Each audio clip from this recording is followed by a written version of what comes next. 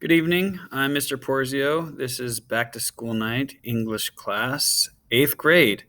At the start, if you have any concerns about your child, you want me to know about them in anything, it could be anything, literally something I might not know or something you want to share, just go to this bit.ly that's at the top of the screen. I'll put it in the chat also, and it'll be at the end of the slide as well.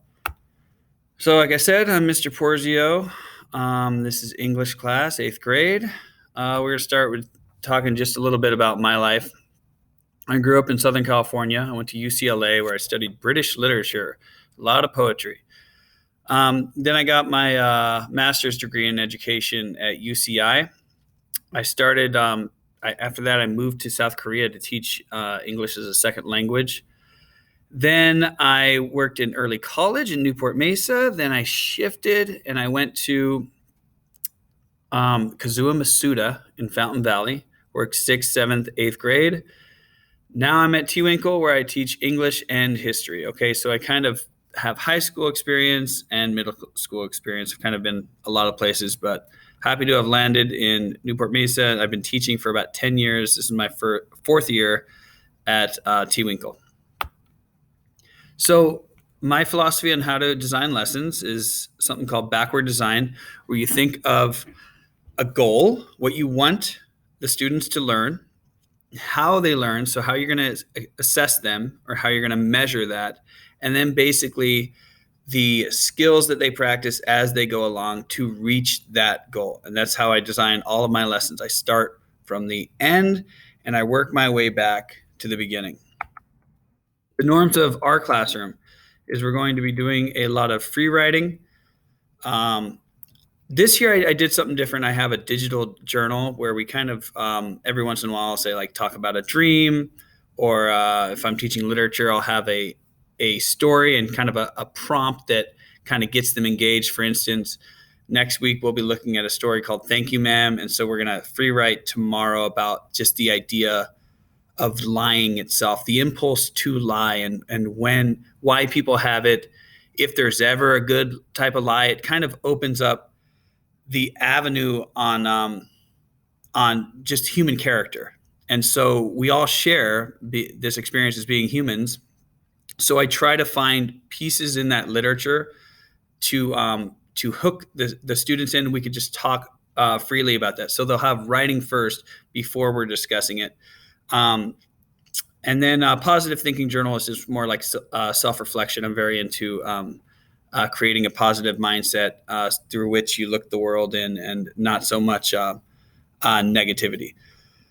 We do a lot of reading. We do a lot of discussion. Now I crossed out pair discussion because I just don't know how that's going to look in our hybrid world coming back in this COVID-19 environment.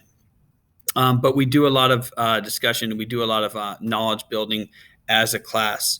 And of course, textual analysis, taking events or lines from the text and discussing it based on the text. So next one, if I could work this slide, course goals. So we're going to anchor ourselves in reading, writing, speaking, and listening. Okay, we'll connect to our literature and our nonfiction. We will read a lot, and that's very important. There's no way around reading. If you want to expand your vocabulary, I could show you a bunch of note cards. We could drill and kill vocabulary work, but the best way to do it is to read and be exposed to the words. Okay. Writing, of course, and technology is just ubiquitous. It's everywhere now. So we do a lot with technology. Here's our scales. Tests, quizzes, papers, projects will be 50%. Homework or classwork, I try not to give any homework. I try to give work that we finish in class. That's 40%. And then discussion is just your interaction. This is something I used. You could only really lose it. You start off with 10%.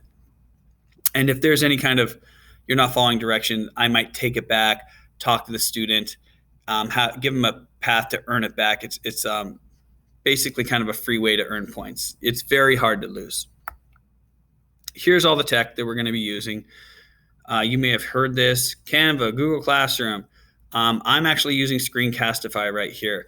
Pear Deck, you may have heard, like log on to Pear Deck. Google Docs, Slide. I mean, they're going to be exposed to a lot of this, and a lot of times they're better than me at it. Here's the expectations. So we respect each other, okay? We learn from our mistakes. We have a growth mindset. We do not judge one another's. I have a sign that says rules of civil discourse. So no idea is above scrutiny. We will look at all the ideas and examine them, but no person is below dignity.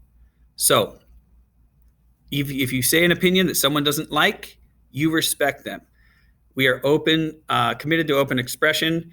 And if someone hurts your feelings on accident, or they say something that might offend you, we need to grant that person positive intent. We need to start at the place where this person may not have meant that, instead of you hurt my feelings and thus you are bad. Expect your child to have homework when it's not completed in class, but like I said, I won't give too much homework.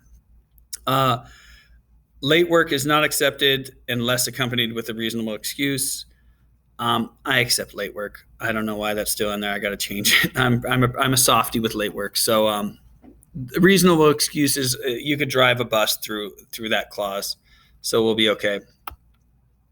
My beliefs on English class, just in general, and I told this to the students, is that art is in the blood and the bones of every human being alive. This is something that comes natural to us. Cavemen painted on the walls tens of thousands of years ago. All of us love art. My toddler, who's 1 year old, will just dance to music. It's in us. Literature and poetry is about human beings. The criteria for understanding literature and poetry is to be a human being. So everyone's going to be an expert. All you got to do is take chances in your thinking, discuss it, and support your argument with the text. We could all do it. I know the students could do it. I know your children could do it, and we'll all help each other on the way there. My contact information, mporzio@nmusd, or just get me on School Loop, and I'll get back to you as soon as I read it and as soon as I can. I'm pretty good about that. Here's my family, just in case you're interested. I got 2 little boys, and I think that having children really, really helped me as a teacher, because I know how much we all love our kids and how important their futures are to us. And then the animals, they're good to have around. It's funny because these animals kind of have the better pictures. Like, look at that professional photography, and then we're just kind of chucked on there. I got a cat and a dog too. So any questions, concerns, just follow this bit.ly, and I really look forward to teaching your children. I love teaching. It's I don't know if I could do anything else. Reach out to me if you have any questions, concerns, because we all do this together, and we're going to have an awesome year. We're going to make the best out of this year. So thank you so much. And let me see if I could turn off this recording. Thank you.